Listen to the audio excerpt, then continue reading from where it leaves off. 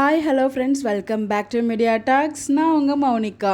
நம்ம சுவாமி ப்ரோ நேற்றுக்கு இந்த ஒரு ஃபோட்டோவை ஷேர் பண்ணியிருந்தாங்க. அதாவது இப்போ ரீசெண்ட் ட்ரெக்கிங் போயிருந்தாங்க இல்லையா, அவங்களோட யூடியூப் சேனலில் கூட வந்துருந்துச்சு அந்த video. Praveen minute sir YouTube சேனலில் பார்த்துருந்தேன். யாரெல்லாம் பார்த்துருங்கன்னு சொல்லி கமெண்ட் பண்ணி கூட நான் சொல்லியிருந்தேன். ரொம்ப நல்லா இருந்துச்சு அந்த ஒரு வீடியோ.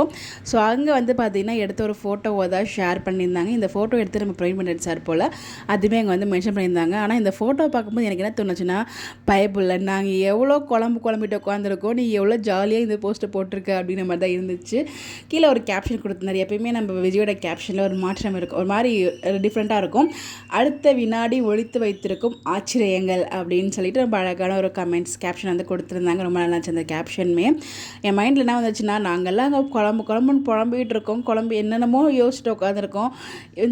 இந்த பைப்புலையே பாரு எந்த லெவலுக்கு ஜாலியாக போஸ்ட் போட்டு உட்காந்துருக்கு அப்படிங்கிற மாதிரி தான் இருந்துச்சு. பட் எனிவேஸ் அந்த பீக்கில் நம்ம விஜய் செம மாசா செம லுக்காக வந்திருக்காரு. ஸோ அவர் எப்பயுமே அழகு, இன்னும் கூடுதல் அழகாக இருந்தார். ஸோ யாரெல்லாம் அந்த பீக் பார்த்தீங்க அப்படின்னு சொல்லி கிடைக்கிறதுக்குலாம் மறக்காமல் கமெண்ட்டில் ஷேர் பண்ணுங்கள். இந்த மாதிரி யாரெல்லாம் ஃபீல் பண்ணிங்கிறதையும் கமெண்ட்டில் சொல்லுங்கள். இந்த மாதிரி அப்டேட் தெரிஞ்சுக்க நம்மளோட சேனலை ஃபாலோ பண்ணிக்கோங்க. Bye bye.